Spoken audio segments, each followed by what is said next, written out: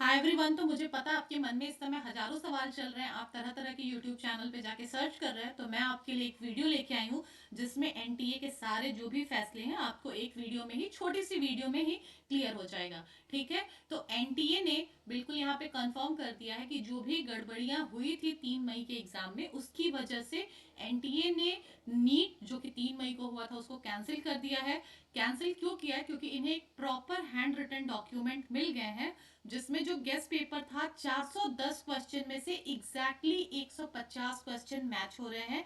ठीक है, और गेस्ट पेपर के नाम पे ये जो है ये गेस्ट पेपर बिकना देखो कहां से स्टार्ट हुआ था, केरला से बिकना स्टार्ट हुआ था।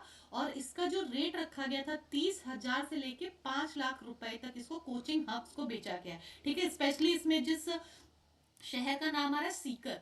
ठीक है, तो एक बार सीकर जाके देखना कि सिर्फ कोचिंग हब ही वहां फैले हुए हैं। और अब आपको अच्छे से समझ में आ जाएगा कि वो इनका जो तार है ना, मुझे नहीं लगता है कि सिर्फ यहाँ तक था।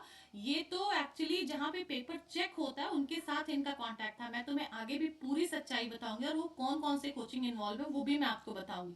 ठीक है, तो इस वजह से एनटीए का ये मानना है कि अगर हम देखें तो 5400 सेंटर्स जो है अफेक्टेड हुए हैं ये गेस्ट पेपर सर्कुलेशन से। तो आप समझ रहे हो सकता है रिजल्ट आता तो आपका कट ऑफ 700 रहने वाला था। तो ये एक एनटीए का बहुत अच्छा डिसीजन था कि इन्होंने क्या किया कि एग्जाम को कैंसिल कर दिया। अब हम आते हैं, देखो, और इन्होंने ट्विटर हैंडल के ऊपर कुछ चीजें, कुछ बातें इन्होंने देखो रिलीज की हैं। इन्होंने कहा कि 10 तारीख को जो चीजें थी उसके कॉन्टिन्यूएशन में इन्होंने कहा है कि एग्जाम को कैंसिल कर दिया गया है क्योंकि एग्जाम में जो गड़बड़ियां पाई गई हैं 3 मई को जो एग्जाम हुआ था, चूंकि ये जो गड़बड़ियां थी 42 घंटे पहले वो जो गेस्ट पेपर था वो पूरी तरह से सर्कुलेट हो चुका था, इसलिए 3 मई को जो है इस एग्जाम को कैंसिल कर दिया गया है। और पॉइंट ये क्या कहते हैं कि गवर्नमेंट ऑफ इंडिया ने सेंट्रल ब्यूरो ऑफ इन्वेस्टिगेशन को ये जो पूरा मैटर था इसको सौंपा था।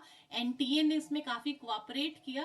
ठीक है, और सारी चीजें, सारे मैटर, सारे रिकॉर्ड उन्होंने कोऑपरेट किया और जिससे इन बातों का खुलासा हुआ। अब नेक्स्ट पॉइंट में देखो ये क्या कहते हैं कि एनटीए को पता है कि इसमें 23 लाख बच्चा इन्वॉल्व था, बहुत ज्यादा ही दिक्कतें होंगी, बहुत ज्यादा चीजें डैमेज होंगी, फाइनेंशियली भी बहुत ज्यादा लॉस होगा। क्योंकि आप समझ रहे हो ना, 23 लाख बच्चे को एक इतने बड़े लेवल पे एग्जाम कराना इतनी आसान चीज नहीं है। फिर भी एनटीए ने तुम्हारे हित के लिए एक बहुत अच्छा डिसीजन लिया। मैं तुम्हें बता रही हूँ कि अगर 5400 सेंटर अक्रॉस इंडिया अफेक्टेड है तो 700 से नीचे आपका कट ऑफ नहीं जाता।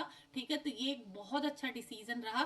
तो अब तुम सब तैयारी में लग जाओ। अब देखो तुम्हारे दिमाग में बहुत सारे सवाल आ रहे होंगे कि क्या हमें दोबारा से फॉर्म भरना है। ठीक है, तो यहाँ पे एनटीए ने बिल्कुल क्लियर कर दिया कि आपको दोबारा से कोई फॉर्म नहीं भरना। इवन आपको दोबारा से अपना जो सेंटर है उससे भी सिलेक्ट नहीं करना। आपने पहले जो सेंटर सेलेक्ट किया, जो फीस आपने ऑलरेडी पे की है उसी के अंदर री नीट आपका कंडक्ट हो जाएगा। अगर फर्दर कोई भी जो भी न्यूज आएगा उससे आप एनटीए अपने जो मेन साइट है उसके थ्रू, ऑफिशियल साइट के थ्रू, ऑफिशियल चैनल्स के थ्रू ये इसे सर्कुलेट करेगा। और इस पे बच्चों से और उनके पेरेंट्स से यहाँ पे थोड़ा सा पेशेंस रखने के लिए कहा है। तो बच्चों आप ये समझ लो ये आपके हित में ये एक डिसीजन था कि एनटीए ने आपके लिए बहुत अच्छा डिसीजन लिया। तो बाकी मिलते हैं नेक्स्ट वीडियो में।